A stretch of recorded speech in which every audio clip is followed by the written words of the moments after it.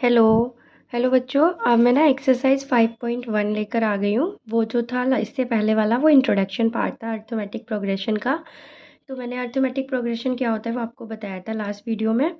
अब इस वाली एक्सरसाइज में क्या है, आपसे ये पूछा जाएगा कि कुछ टर्म्स दिए जाएंगे, आपसे पूछा जाएगा कि क्या ये एपी में है। तो एपी में चेक करने के लिए सबसे पहले ना आपको क्या करना होगा, सबसे पहले आपको कॉमन डिफरेंस देखना होगा कि कॉमन डिफरेंस अगर आपका सेम है तो वो एपी में होगा, अदरवाइज नहीं होगा।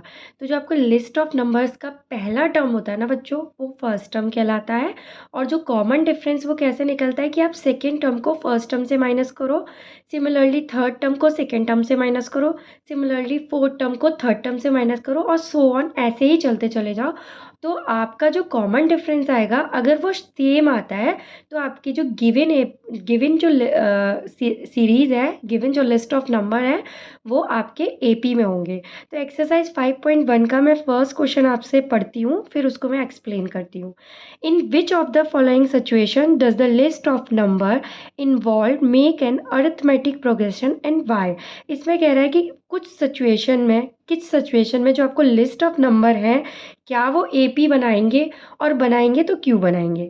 फर्स्ट क्वेश्चन मैं आपके लिए रीड करती हूँ। The taxi fare after each kilometre when the fair is 15 rupees for the first kilometre and rupees 8 for is additional kilometre.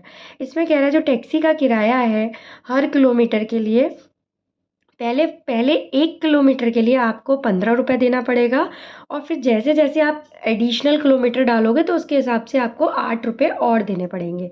तो आपका जो फेयर है फॉर फर्स्ट किलोमीटर के लिए वो 15 है, वो तो फिक्स है। उसके बाद सेकेंड किलोमीटर के लिए आपको क्या करना पड़ेगा, 15 में आपको 8 को ऐड ऑन करना पड़ेगा, 15 प्लस 8 करना पड़ेगा, तो आपको 23, आपको सेकेंड किलोमीटर के लिए आपको इतने रुपए देने पड़ेंगे। इसी तरीके से थर्ड किलोमीटर के लिए आपको क्या करना पड़ेगा, क्योंकि 1 किलोमीटर का तो आपको 15 रुपये देना ही देना, उसके बाद जो बचे 2 किलोमीटर उसके लिए आपको 8 प्लस 8 फिर देना पड़ेगा। इस तरीके से आपका जो हो जाएगा 31 हो जाएगा ये। इसी तरीके से आपको एक सीरीज़ चलती जाएगी, आपको लिस्ट ऑफ नंबर मिलते जाएंगे। फर्स्ट ऑफ ऑल 15, देन 23, फिर 31, सो ऑन। अब आपको ये चेक करना है कि ये एपी में है या नहीं, इसके लिए आपको कॉमन डिफरेंस निकालना पड़ेगा। ये जो होता है उसे हम फर्स्ट टर्म कहते हैं, इसे हम ए से डिनोट करते हैं, स्मॉल ए से। और जो कॉमन डिफरेंस होता है हम उसे जनरली स्मॉल डी से डिनोट करते हैं। तो वो कैसे निकलता है मैंने आपको बताया था, सेकेंड टर्म को फर्स्ट टर्म से माइनस करो, फिर थर्ड टर्म को सेकेंड टर्म से माइनस करो। तो जब आपने 23 को 15 से माइनस किया तो आपका 8 आया।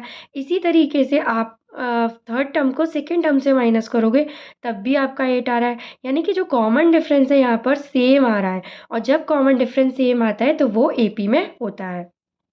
ठीक है। अब मैं सेकेंड क्वेश्चन को रीड आउट करती हूँ।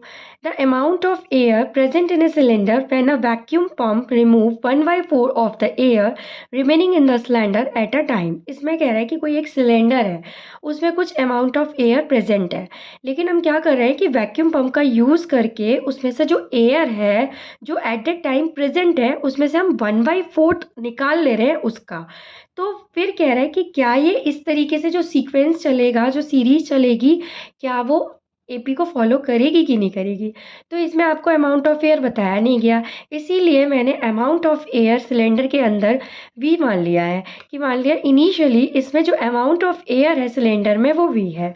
अब फर्स्ट रिमूवल के बाद क्या होगा, हमने उसे वैक्यूम पंप से हमने 1/4 एयर निकाली, तो आफ्टर फर्स्ट रिमूवल क्या होगा कि जो वी थी उसमें से आप क्या करोगे, V/4 को 1/4 जो ओरिजिनल वी थी उसमें से V/4 हो गया, और फिर आप उसको सब्ट्रैक्ट कर दोगे बिकॉज आपने उसमें से उतनी गैस निकाल ली है।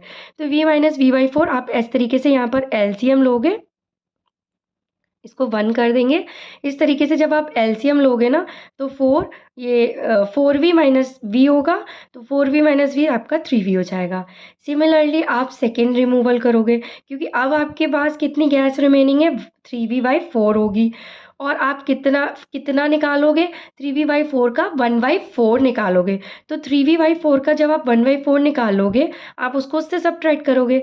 मैंने कैलकुलेशन को ईज़ी करने के लिए 3v/4 कॉमन ले लिया। तो जब मैं कॉमन ले लूँगी तो यहाँ पर क्या बचेगा, 1 बचेगा। 1 में से आप क्या करोगे, कितना बचेगा, माइनस का 1/4 कॉमन यहाँ पर बचेगा। फिर आप इसे सॉल्व करोगे, 3v/4 इंटू यहाँ पर 4 माइनस 1/4 करोगे तो ये 3/4 आ जाएगा, आपका 9v/16 आ जाएगा। इसी तरीके से आप थर्ड रिमूवल निकालोगे कि आफ्टर थर्ड रिमूवल अब एट ए टाइम आपके पास कितनी है, 9v/16 है। अब 9v/16 का 1/4 करोगे तो 9v/16 का 1/4 करा और उसको क्या करोगे, सब्ट्रैक्ट कर दोगे। सिमिलरली मैं यहाँ से 9v/4 फिर से कॉमन ले लूँगी, ठीक है, सॉरी 9v/16 में कॉमन ले लूँगी। यहाँ बचेगा कितना, 1 माइनस 1/4 ले लूँगी। तो इस तरीके से जब सॉल्व करूँगी तो यहाँ पर मुझे मिल जाएगा 27/64 भी मिल जाएगा। तो इस तरीके से मुझे एक सीरीज़ लिस्ट ऑफ नंबर मिल जाएगा कि पहले 3v/4 था, फिर 9v/16 था, फिर 27/64 था। इस तरीके से सो ऑन चलता जाएगा। अब इसको चेक करने के लिए कि ये एपी में है कि नहीं है, मुझे कॉमन डिफरेंस निकालना पड़ेगा। तो हमें क्लियरली विजिबल है कि आप जब 9v/16 में से 3v/4 माइनस करोगे तो कुछ और आएगा, 27/64 है, फिर इसको करोगे तो कुछ और आएगा। आप देखोगे भी तो इसको इस तरीके से लिख सकते हो, 3v/4 आप इसको लिख सकते हो, 3v/4 कॉमन लेके इसको ऐसे लिख सकते हो, सो ऑन कर सकते हो। तो यहाँ पर जो डी आएगा ना बच्चों, वो सेम नहीं आएगा, इसीलिए ये क्या होगा कि एपी में नहीं होगा। अब मैं आपका क्वेश्चन नंबर 3 रीड आउट करती हूँ। क्वेश्चन नंबर 3 क्या है, क्वेश्चन नंबर 3 है the cost of digging a well after every metre of digging when it cost ₹150 for the first metre and rises by ₹50 for each subsequent metre. इसमें क्या कह रहा है कि आप एक कुएं को डिग कर रहे हो, वेल को डिग कर रहे हो, तो फर्स्टली आपको फर्स्ट मीटर के लिए आपको 150 रुपीज़ देने पड़ेंगे और फिर जैसे जैसे आप खोदते जाओगे, डिगिंग करते जाओगे, तो हर सब्सिक्वेंट मीटर के लिए आपको 50 रुपीज़ देने पड़ेंगे। जैसे आपने फर्स्ट पार्ट किया था ना, सिमिलरली ये भी वैसा ही है। The cost of digging for first metre कितना है, 150 रुपीज़। फिर जब आप सेकेंड मीटर की डिगिंग करोगे तो क्या होगा, इस 150 में आपको 50 रुपीज़ और देने पड़ेंगे, तो ये 200 हो जाएगा। फिर सिमिलरली थर्ड के लिए क्या करना पड़ेगा आपको, ये 200 में आपको 50 रुपीज़ और देने पड़ेंगे, तो आपका 250 हो जाएगा। तो इस तरीके से आपको लिस्ट ऑफ नंबर मिलते जाएंगे, 150, 200, 250।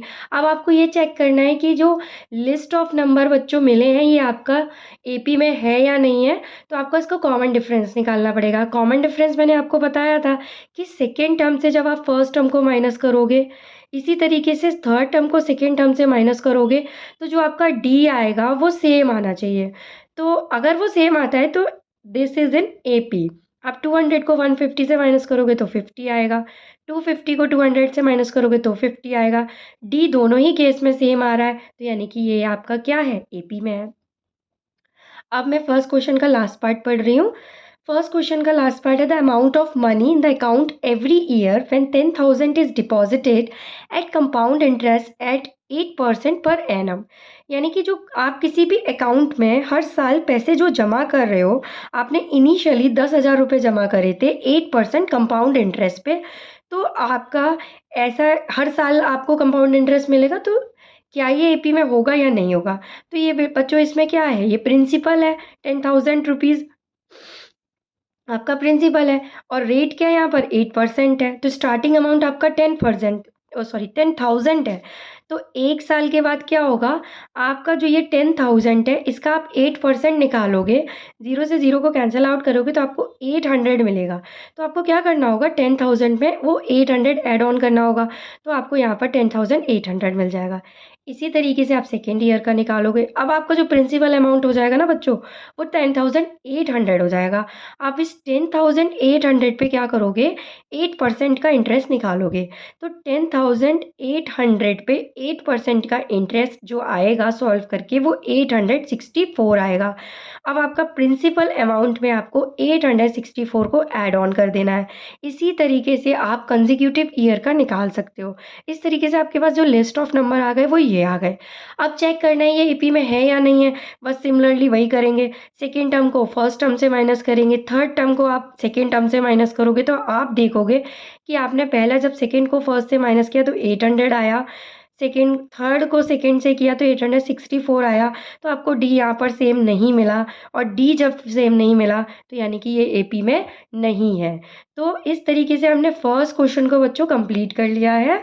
अब नेक्स्ट एक्सरसाइज में हम नेक्स्ट वीडियो में हम और पार्ट्स को कंप्लीट करेंगे। थैंक यू बच्चों।